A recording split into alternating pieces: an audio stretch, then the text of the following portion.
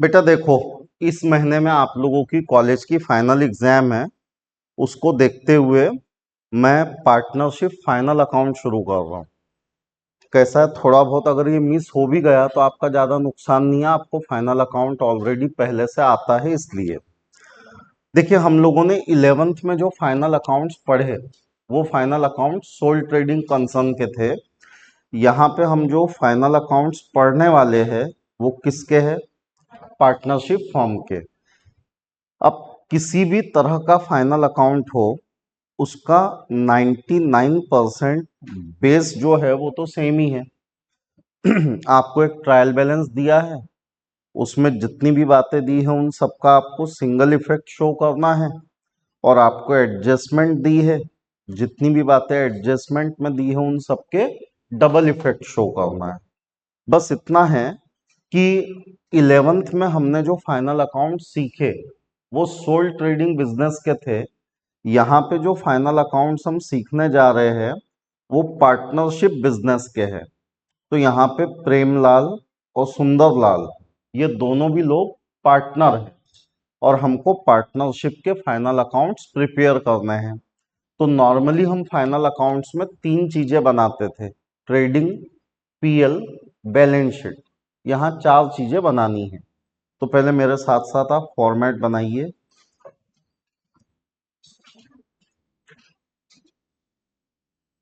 तकरीबन 10-12 लाइन का एक trading account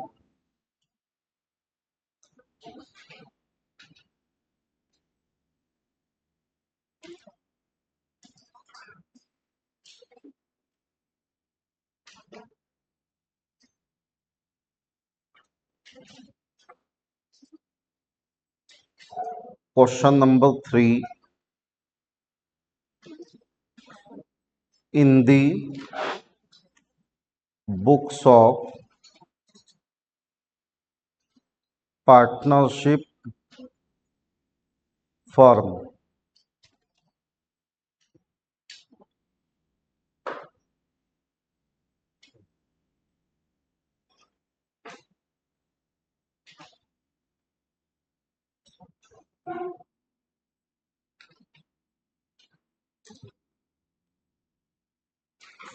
trading account for the year ended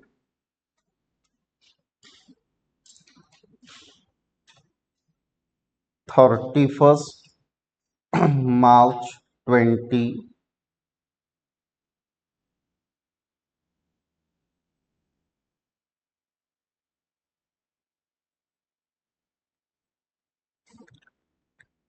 particulars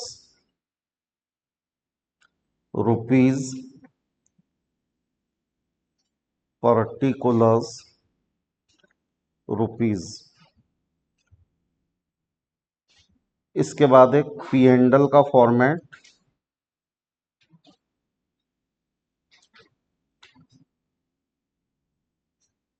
तकरीबन 15-16 लाइन का।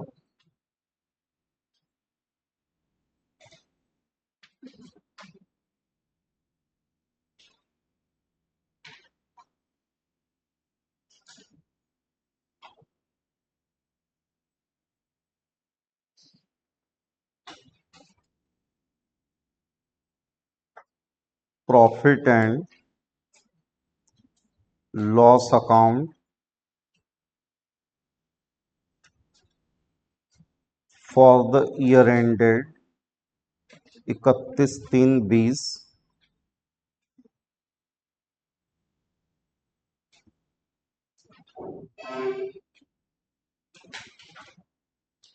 पर्टिकुलर्स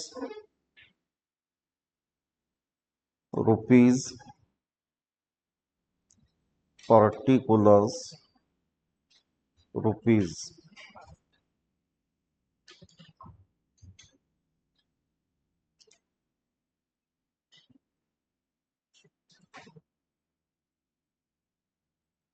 फिर बेटा इसके बाद एक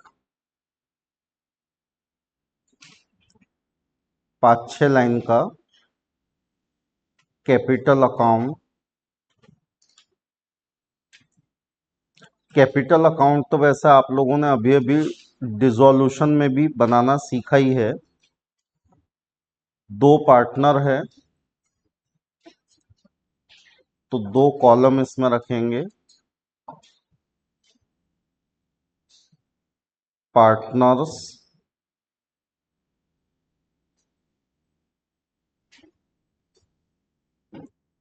कैपिटल अकाउंट,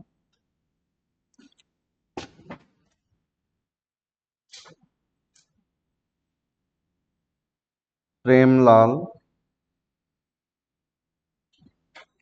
सुंदरलाल, प्रेमलाल और सुंदरलाल। तो बेटा इसके कुछ बेसिक रूल हमने पढ़े थे, वो थोड़े से दिमाग में ले लो कि जब हम ट्रेडिंग अकाउंट प्रिपेयर करते हैं तो ये गुड्स का अकाउंट है, और गुड्स का अकाउंट है तो उसके 2 रूल है कि अगर गुड्स बढ़ता है तो ट्रेडिंग के डेबिट पे, और अगर गुड्स कम होता है तो ट्रेडिंग के क्रेडिट पे। अगर कोई डायरेक्ट एक्सपेंस है तो ट्रेडिंग के डेबिट पे, अगर कोई डायरेक्ट इनकम है तो ट्रेडिंग के क्रेडिट पे। डायरेक्ट एक्सपेंस यानी माल खरीदने का और फैक्ट्री का खर्चा डायरेक्ट एक्सपेंस है, और सेल यानी माल बेचना डायरेक्ट इनकम है। बेटा आते जाते दरवाजा लगाने की आदत रखो ना। इतने बार आपको बोलता कि आते जाते दरवाजा लगाया करो, आप सुनते ही नहीं। पी एंड एल अकाउंट का रूल यह है कि इनडायरेक्ट एक्सपेंस और लॉसेस डेबिट पे रहेंगे, अगर इनडायरेक्ट इनकम है तो वो क्रेडिट पे रहेंगी। कैपिटल अकाउंट, अगर पार्टनर आपकी असेट है तो डेबिट पे रहेगा, और अगर पार्टनर आपकी लाइबिलिटी है तो क्रेडिट पे, यानी पार्टनर को पैसे देने के रहे तो क्रेडिट पे, पार्टनर से पैसे लेने के रहे तो डेबिट पे। इसके बाद बनेंगी balance sheet as on 31 March 20।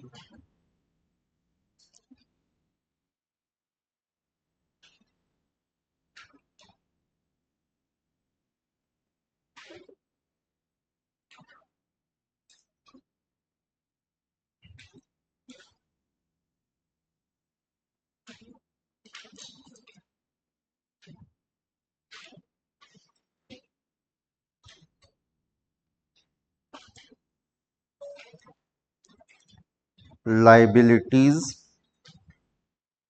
Rupees, assets rupees.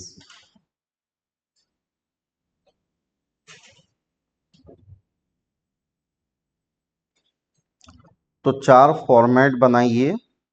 पहला ट्रेडिंग, दूसरा पीएल, तीसरा पार्टनर का कैपिटल और चौथा balance sheet.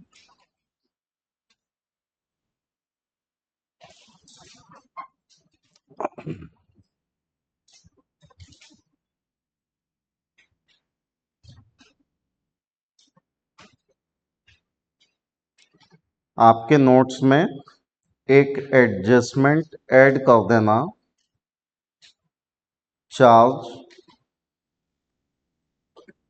Interest on capital at the rate 10% per annum. आपके बुक में एक एडजस्टमेंट जोड़ लो, charge interest on capital at the rate 10% per annum. बेटा जैसा कि आप लोग जानते ही है कि हर एक एडजस्टमेंट के हमको दो इफेक्ट शो करने हैं। तो यहाँ पे आपको दिया है क्लोजिंग स्टॉक का वैल्यू, मार्केट प्राइस है 60। कहता है ये जो मार्केट प्राइस हमने निकाली, it is 20% about the cost. मतलब जो भी हमारे स्टॉक की कॉस्ट रही होंगी, ये मार्केट प्राइस उस कॉस्ट के मुकाबले कितनी ज्यादा है, 20%। तो हमको पता नहीं है कि कॉस्ट कितनी है, तो हम एज्यूम कर लेंगे। एक छोटा सा वर्किंग नोट लिख लेना, working note for adjustment number 1, let us assume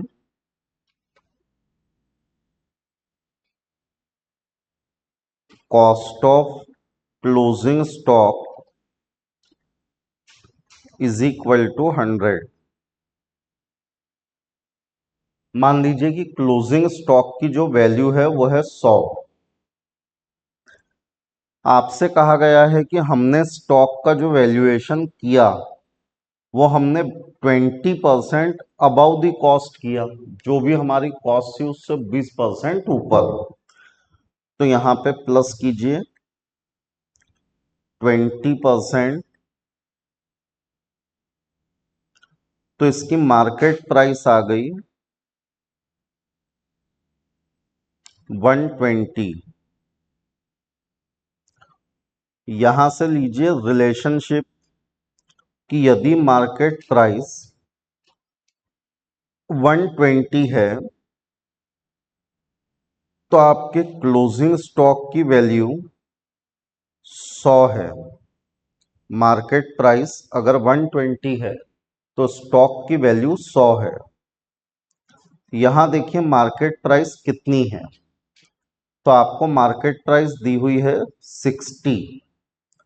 तो अगर मार्केट प्राइस 60 है तो फिर स्टॉक की वैल्यू कितनी, क्रॉस मल्टीप्लाई करेंगे 60,000 इंटू 100 अपॉन 120,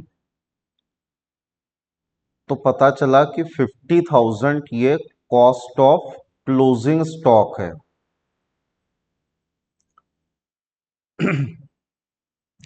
तो आपसे ये कहा गया था कि स्टॉक जो है वो मार्केट प्राइस पे है, और मार्केट प्राइस कैसे आई, तो कॉस्ट में 10% ऐड करके आई। तो हमने एज्यूम कर लिया कि कॉस्ट कितनी है, 100। यदि कॉस्ट 100 है तो उसमें 20 ऐड करने पे मार्केट प्राइस कितनी आ गई, 120। तो अगर मार्केट प्राइस 120 है और स्टॉक 100, तो मार्केट प्राइस अगर 60,000 है तो स्टॉक कितना, क्रॉस मल्टीप्लाई किया, आंसर कितना आया 50। और स्टॉक के मामले में अपना रूल क्या है कि मार्केट प्राइस और cost price which ever is less. तो यहाँ लेस वैल्यू कितना है, 50। डबल इफेक्ट दिखाइए ट्रेडिंग के क्रेडिट पे।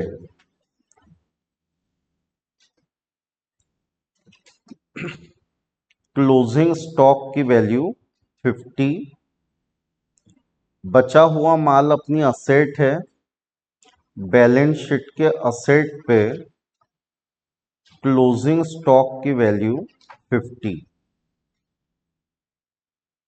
ये हो गया क्लोजिंग स्टॉक का डबल इफेक्ट। फिर बोला है आउटस्टैंडिंग प्रोडक्टिव वेजेस।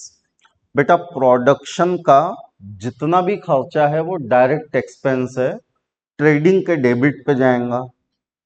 तो आपके पास में वेजेस दिए हुए हैं दो, उसमें से पहला है प्रोडक्टिव। तो जो वेजेस प्रोडक्टिव है वो ट्रेडिंग के डेबिट पे आएंगे। एक लाइन छोड़ के लिखो, to wages productive paid. Trial balance में दिख रहा है कि हमने प्रोडक्टिव वेजेस 10,500 के पेड कर दिए हैं। एडजस्टमेंट बता रही है कि अभी भी इसमें 600 रुपए देने के बचे हैं। प्लस कीजिए अनपेड,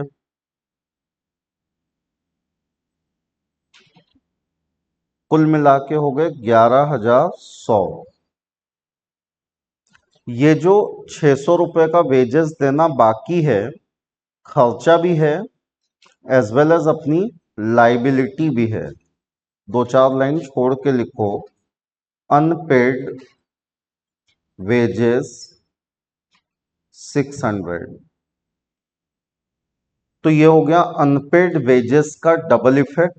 वेजेस देना बाकी है, मतलब अपना खर्चा है डायरेक्ट नेचर का, ट्रेडिंग में डेबिट देना बाकी है बैलेंस शीट की लाइबिलिटी पे। फिर बोला है कि रेंट, रेट एंड इंश्योरेंस के अंदर इंश्योरेंस इंक्लूड है 1,600 रुपए का। तो पहले तो इसको ही ठीक कर लेते। हमारे पास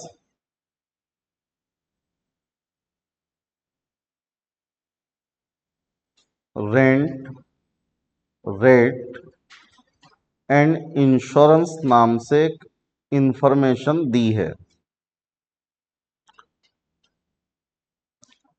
तो बेटा रेंट, रेट एंड इंश्योरेंस आपको दिया है 10,200। यहां पे ला लो गिवन इन ट्रायल बैलेंस 10,200। बेटा वो बता रहे हैं कि ये 10,200 के अंदर 1,600 रुपए किसके हैं? इंश्योरेंस के। तो उसको मैं अलग ले लेता हूं, यहां से माइनस करो इंश्योरेंस 1,600 रुपए। 10,200 में से 1,600 गए 8,600। तो ये 8,600 हो गया आपका rent and rate, rent and rate.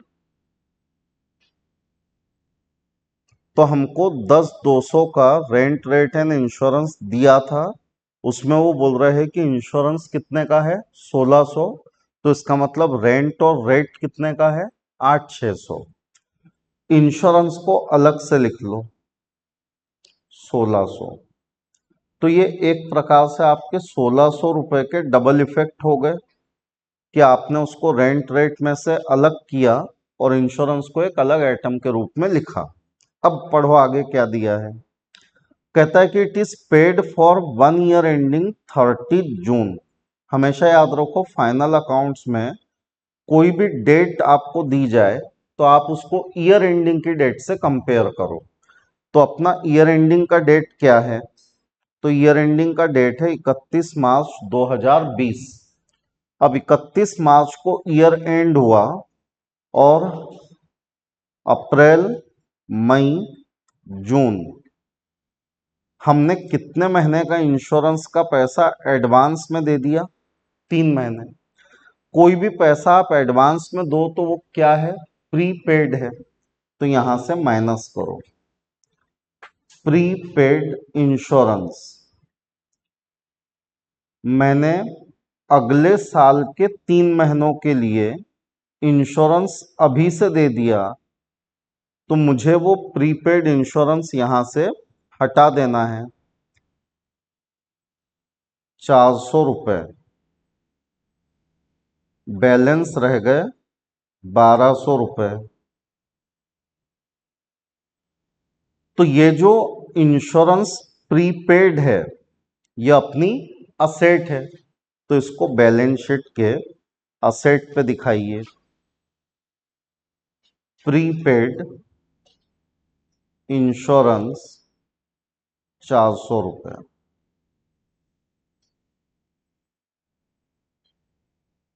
फिर बोला है बेटा कि मेंटेन 5% आरडीडी ऑन डेटर। तो आपके ट्रायल बैलेंस में देखिए डेटर 153 के है, बैलेंस शीट के असेट पे लाइए डेटर 153 माइनस कीजिए 5% आरडीडी। हमें लगता है कि डेटर में से कुछ पैसा डूब सकता है।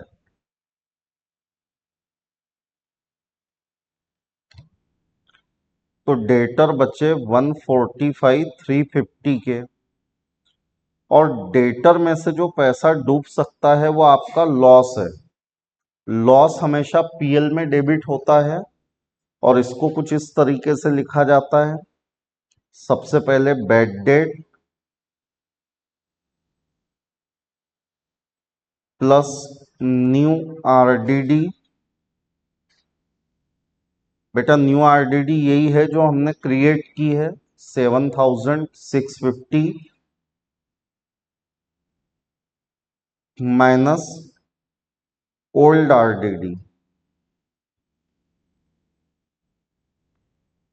ट्रायल बैलेंस में चेक कीजिए, बेड डेट है 1200,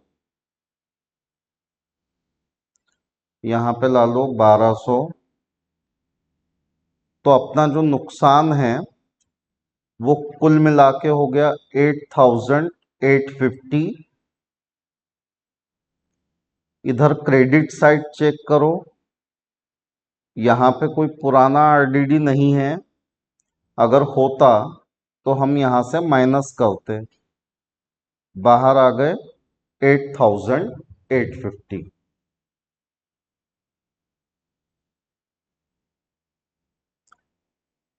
तो एडजस्टमेंट नंबर 1 हो गई, 2 हो गई, 3 हो गई, 4 भी हो गई। फिफ्थ में बोला है कि बिल्डिंग पे 5% का डेप्रेसिएशन लगाइए। तो हमारे पास बिल्डिंग 1,08,600 की है, बैलेंस शीट के असेट पे लाइए। बिल्डिंग 1,08,600 और 1,08,600 की बिल्डिंग पे उन्होंने कहा कि डेप्रेसिएशन अपने को चाहिए 5%। तो यहां से माइनस कर दीजिए 5% डेप्रेसिएशन।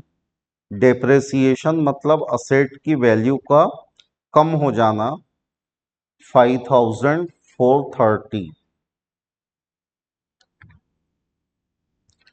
बैलेंस रह गए 1,03,170। ये जो 5,430 का डेप्रेसिएशन है, खर्चा है अपना, खर्चे को पीएल अकाउंट के डेबिट पे लाइए। टू डेप्रेसिएशन ऑन बिल्डिंग @5%, और ये हमने निकाली है 5,430।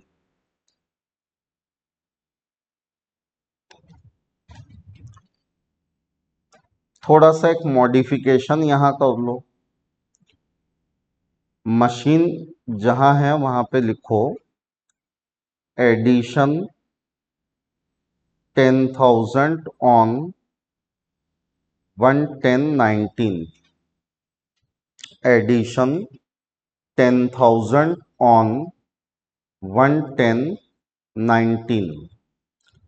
बेटा आपके ट्रायल बैलेंस में जो मशीन दी है वो कितने की है? 45। वो कह रहे हैं कि इस 45 में 10,000 का एडिशन 1 अक्टूबर के दिन हुआ, मतलब 45,000 की मशीन में से 35 की हमारे पास पहले से थी और 10,000 की मशीन जो है वो हमने करंट ईयर में खरीद ली। तो आपके इस 45 के दो हिस्से हो गए, एक 35 और दूसरा 10। तो इसको लाइए बैलेंस शीट के असेट पे।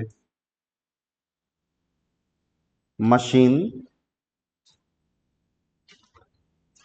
अंडरलाइन करके ओपनिंग बैलेंस। बेटा ओपनिंग बैलेंस हमेशा डे 1 से बिजनेस में रहता है, इसीलिए उसको ओपनिंग बैलेंस बोलते हैं। और अपना ईयर एंड हो रहा है 31/3/20 को, मतलब डे 1 है अपना 1 अप्रैल 19। तो 1 अप्रैल 19 के दिन हमारे पास में 35,000 की मशीन ऑलरेडी थी और करंट ईयर में हमने 10,000 की खरीद ली, plus purchase in current year, ये हमने खरीदी 1 अक्टूबर के दिन। तो ऐसी कुल मिला के मशीन हो गई 45। ट्रायल बैलेंस की इंफॉर्मेशन का सिंगल इफेक्ट होता है। ट्रायल बैलेंस में आपको मशीन 45 दी है, हमने भी मशीन 45 ली है। फिर यहां से माइनस करेंगे डेप्रेसिएशन एट द रेट। अब अपने को डेप्रेसिएशन लगाने को कहा है 10%। डेप्रेसिएशन लगेगा समय के अनुसार। 35,000 की मशीन डे 1 से अपने पास है, मतलब इस पे डेप्रेसिएशन लगेगा पूरे 1 ईयर का, यानी कि 3,500। और 10,000 की मशीन हमने करंट ईयर में खरीदी है, और ये खरीदी है 1 अक्टूबर को। यदि आप अक्टूबर से मार्च गिनिए तो अक्टूबर, नवंबर, दिसंबर, जनवरी, फरवरी, मार्च, 6 महीने। तो यहाँ डेप्रेसिएशन लगेगा 6 महीने का, जो कि है 500 रुपये। कुल मिला के हो गए 4,000। 4,000 का डबल इफेक्ट दिखाइए। बैलेंस रह गए 41, और डेप्रेसिएशन को पहुंचा दीजिए पीएल के डेबिट पे। To depreciation on machine at the rate 10%, और इस डेप्रेसिएशन के अमाउंट का डबल इफेक्ट होगा। 4,000 को आप यहां ले आइए।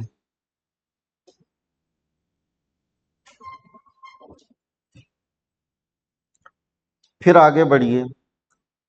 कहता है 2,500 रुपए का माल हमने फ्री में बांटा और उसको हमने रिकॉर्ड नहीं किया। बेटा, गुड्स का अकाउंट यानी ट्रेडिंग अकाउंट है। आप फ्री में गुड्स बांटोगे तो गुड्स कम हो जाएगा। ट्रेडिंग के क्रेडिट पे लिखो, by goods distributed as free sample.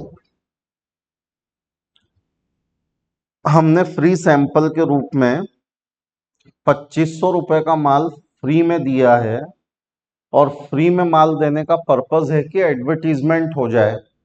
तो इसका डबल इफेक्ट पीएल के डेबिट पे। चेक कीजिए एडवर्टीजमेंट का कोई खर्चा आपको पहले से दिया है क्या।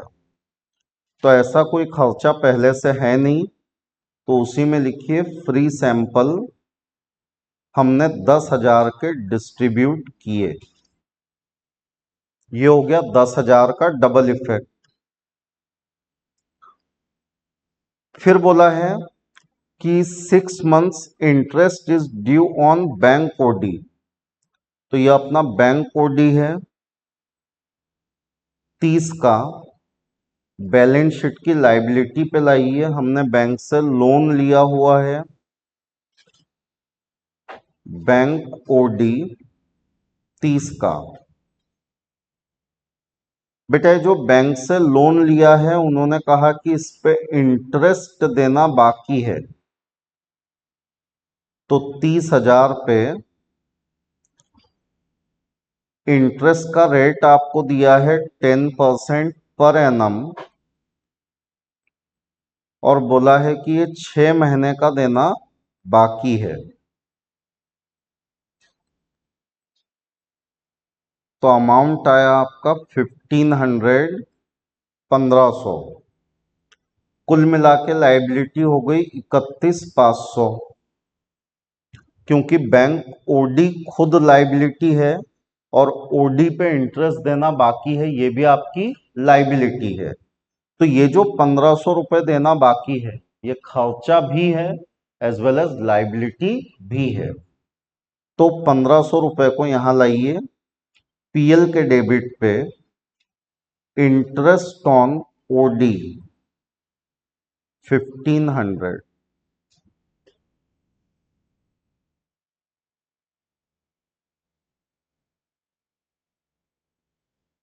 क्या? Free sample 2,500। बेटा फ्री सैंपल का फिगर जो है 2500 रुपये। फिर एक एडजस्टमेंट हमने यहाँ पे जोड़ी है कि इंटरेस्ट ऑन कैपिटल लगाइए 10% पर एनम। बेटा इंटरेस्ट ऑन कैपिटल के लिए अपने को कैपिटल चाहिए और ये आपको दिया है कैपिटल 15 और 135। इस कैपिटल को यहां लाइए कैपिटल अकाउंट के क्रेडिट पे by balance brought down. Liability का हमेशा क्रेडिट बैलेंस होता है 15 और 135। एडजस्टमेंट कह रही है कि इसी कैपिटल पे आपको 10% का इंटरेस्ट देना है। बेटा अगर मुझे पार्टनर को इंटरेस्ट देना है तो मेरी पार्टनर के टुवर्ड्स लाइबिलिटी बढ़ेंगी, और अगर पार्टनर को कुछ देना है वो लाइबिलिटी है तो आप उसको क्या करेंगे, क्रेडिट। तो क्रेडिट पे लिखिए बाय इंटरेस्ट ऑन कैपिटल 1,05,000 पे 10,500, 1,35 पे 13,500। बेटा ये जो इंटरेस्ट ऑन कैपिटल है ये हमारा खर्चा है क्योंकि हम अपने पार्टनर को ये पैसा देना चाहते हैं। तो ये खर्चा पीएल के डेबिट पे लाइए 10,500, 13,500।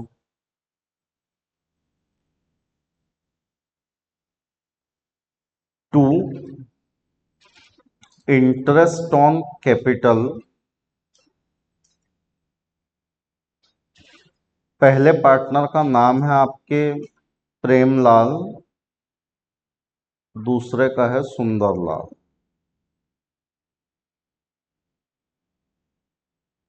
कुल मिला के 24।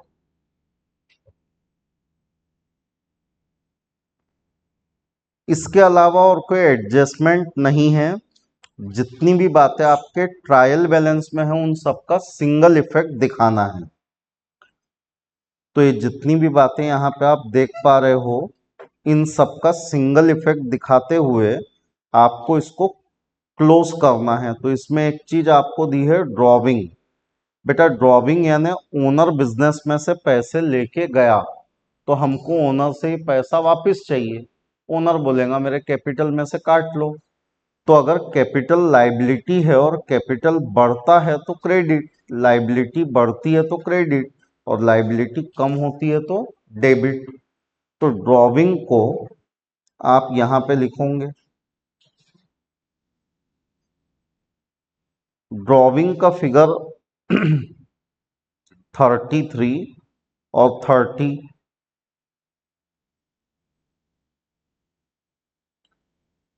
बेटा बोलो यहां तक किसी को कोई तकलीफ है क्या? ये कितने लोगों को समझा? तो आपको हर एक एडजस्टमेंट के क्या करना है, दो दो इफेक्ट दिखाने हैं। कैपिटल का जितना भी हिसाब है उसके लिए हमने कैपिटल अकाउंट बनाया है। कैपिटल एक लाइबिलिटी वाला आइटम है, लाइबिलिटी बढ़ती है तो डेबिट, और लाइबिलिटी बढ़ती है तो क्रेडिट, कम होती है तो डेबिट। पार्टनर को कुछ देना है, लाइबिलिटी है, क्रेडिट करो। पार्टनर से कुछ लेना है, असेट है, डेबिट करो। इसके अलावा एडजस्टमेंट के हमने सबके दो दो इफेक्ट बताए, क्लोजिंग स्टॉक ट्रेडिंग के क्रेडिट पे और बैलेंस शीट के असेट पे। पर हमने 60 के बजाय इफेक्ट बताया 50, मार्केट प्राइस या cost price which ever is less. Wages देना बाकी था, खर्चे में प्लस और लाइबिलिटी पे। रेंट एडवांस में दे दिया था, खर्चे में से माइनस और असेट पे। आरडीडी से डेटर कम हो रहे थे, डेटर में से माइनस, लॉस था इसलिए पीएल में डेबिट। डेप्रेसिएशन असेट में से माइनस, खर्चा है, पीएल में डेबिट। फ्री में माल बांटा, गुड्स कम हो गया, ट्रेडिंग में क्रेडिट। एडवर्टीजमेंट इनडायरेक्ट एक्सपेंस है, पीएल में डेबिट। बैंक ओडी पे इंटरेस्ट ड्यू था, खर्चा था, पीएल में डेबिट। खर्चा देना बाकी था इसलिए लाइबिलिटी पे। और interest on capital, partnership, firm अपने पार्टनर को ब्याज देना चाहती है तो फर्म का खर्चा है, खर्चा है इसलिए पीएल में डेबिट। देना बाकी है, लाइबिलिटी है, इसलिए कैपिटल अकाउंट के क्रेडिट पे। अब जितनी भी बातें आपके ट्रायल बैलेंस में बची है बेटा, उन सब बातों का आपको सिंगल इफेक्ट शो करना है। तो एक एक करके इन बातों का सिंगल इफेक्ट बताइए।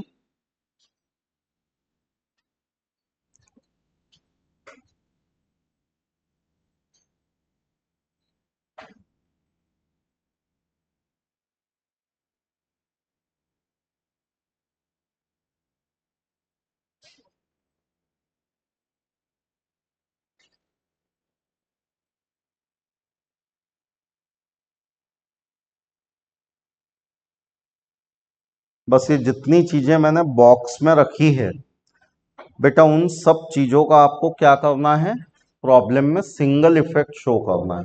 करो।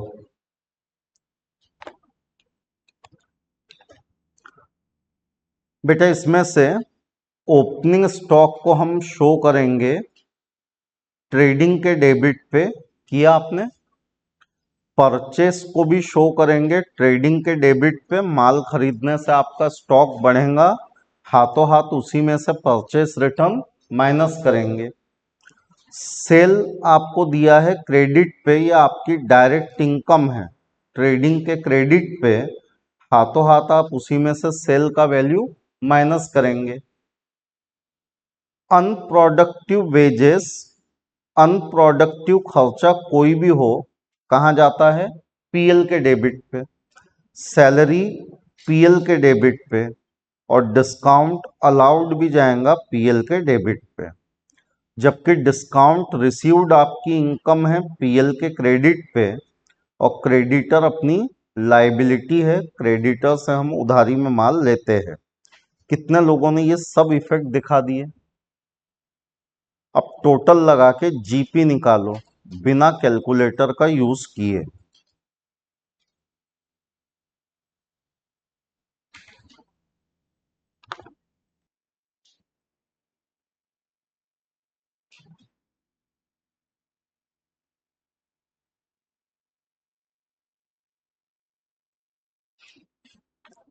बोले बेटा आया क्रॉस प्रॉफिट कितना, transfer to P and L. बेटा इस ग्रॉस प्रॉफिट को यहां लाइए बाय जीपी ब्रॉट डाउन। देखिए अभी अभी हम लोगों ने डिसोल्यूशन टॉपिक किया है। अगर रियलाइजेशन अकाउंट में प्रॉफिट लॉस आता था तो हम पार्टनर के बीच में बांटते थे। बेटा सेम चीज यहां पे है कि हमारे पास में दो पार्टनर है और इनका कोई प्रॉफिट शेयरिंग रेशो आपके प्रॉब्लम में दिया हुआ नहीं है। तो अगर जब प्रॉफिट शेयरिंग रेशो न दिया हो तो हम ये मान लेते हैं कि रेशो कैसा है, इक्वल। तो आपको उसी तरह से यहाँ पे भी नेट प्रॉफिट निकाल लेना है, और ये नेट प्रॉफिट प्रेमलाल और सुंदरलाल के बीच में इक्वल रेशो में, यानी कि 1:1, आधा आधा बांट देना है। तो नेट प्रॉफिट निकालिए, आधा आधा बांटिए।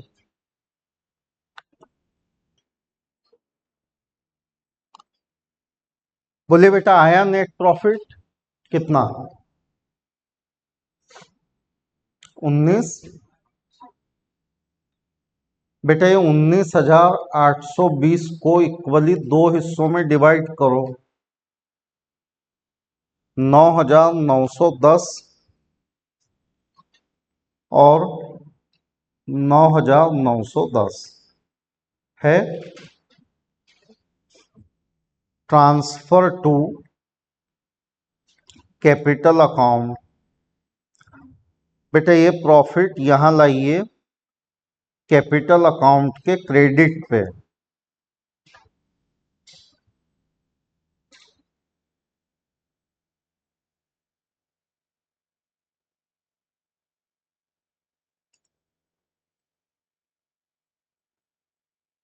कैपिटल अकाउंट की टोटल लगाइए और बैलेंस निकालिए।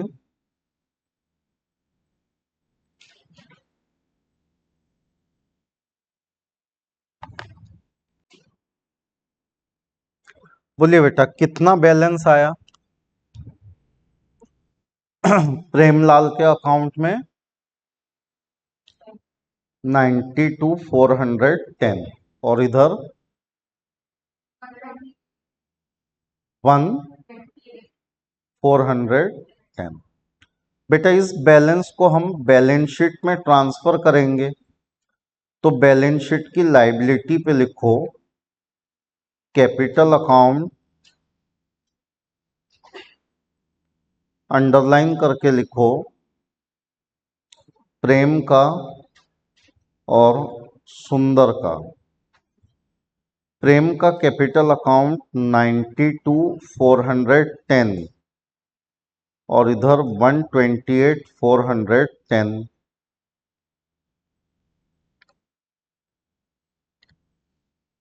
कुल मिला के हो गए 220,820। बैलेंस शीट टैली करो।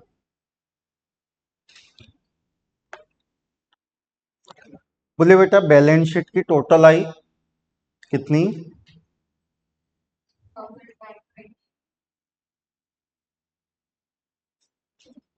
3,22,000, 24,000, अच्छा 42, 342,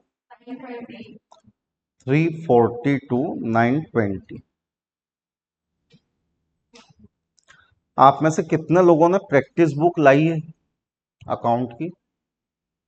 तो लाते जाओ ना बेटा, क्लास में बुक वगैरह दी क्यों जाती है आपको?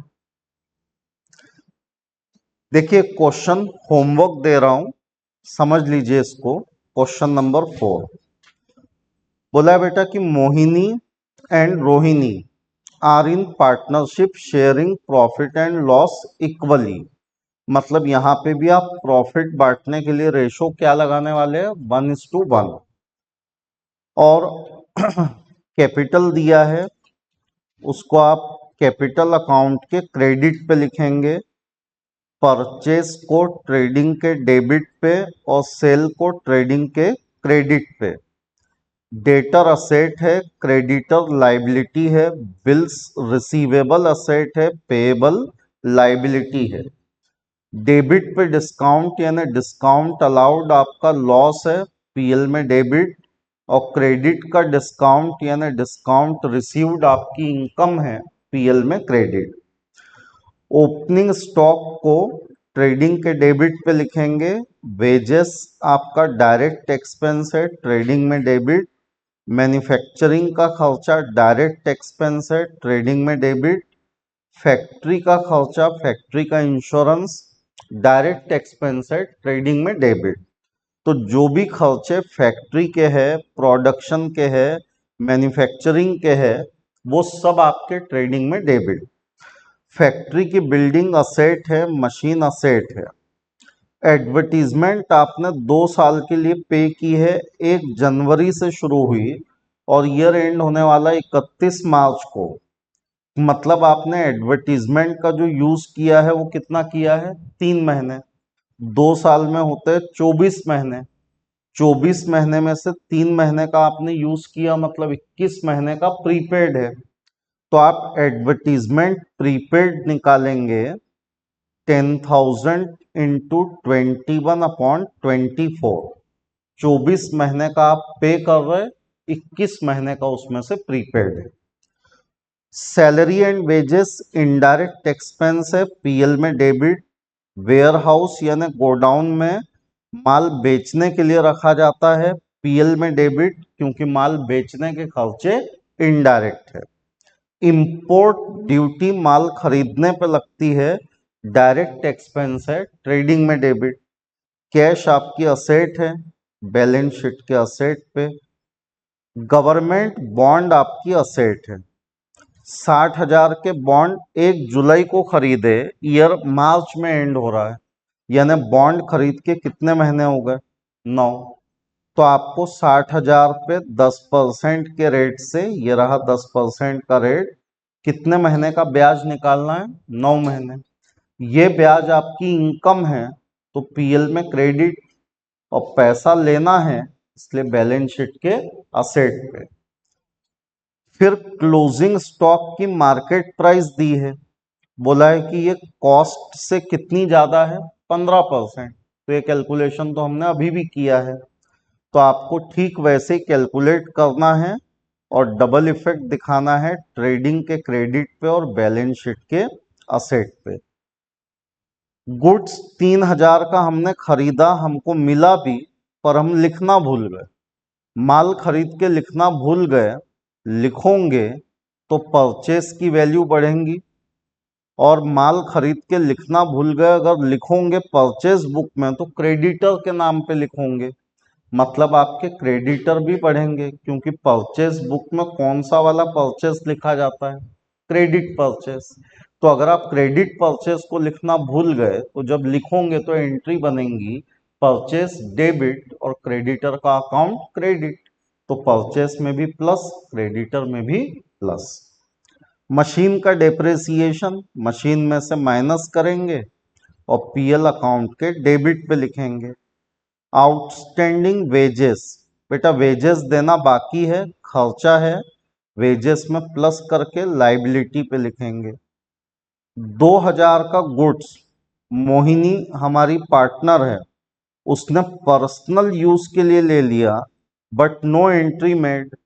पार्टनर ने गुड्स ले लिया मतलब गुड्स कम हुआ, गुड्स का अकाउंट यानी ट्रेडिंग अकाउंट, गुड्स कम हुआ तो ट्रेडिंग में क्रेडिट। पार्टनर ने लिया debit to the receiver, capital account में डेबिट। तो डबल इफेक्ट होगा ट्रेडिंग के क्रेडिट पे और कैपिटल अकाउंट के डेबिट पे। आरडीडी वो हमने अभी ली भी है, अभी जो प्रॉब्लम किया उसमें आरडीडी को आप डेटर में से माइनस करोगे, पीएल अकाउंट के डेबिट पे लिखोगे। बेटा कल से अगर आप लोग बिना अकाउंट की बुक के क्लास में आए तो मैं आपको वापस भेजूंगा, समझे? तो सभी लोग एक तो बुक लेके आना, होमवर्क करके ही लाना है, सबका चेक करूंगा, बिना होमवर्क के आए तो भी वापस भेजूंगा, समझे? तो सभी लोग ये होमवर्क करके लाएंगे। कुछ नहीं समझा तो अभी पूछो, कल ये मत बोलना कि हमको जमा नहीं, अभी पूछ लो क्या पूछना है। इसमें से कोई बात ऐसी है जो आपको नहीं समझ रही तो अभी पूछिए।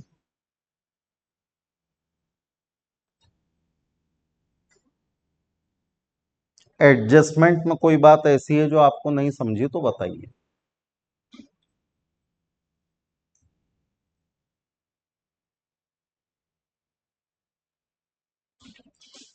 तो कल आऊंगे तो अकाउंट का बुक साथ में लाइए, प्रॉब्लम करके आइए।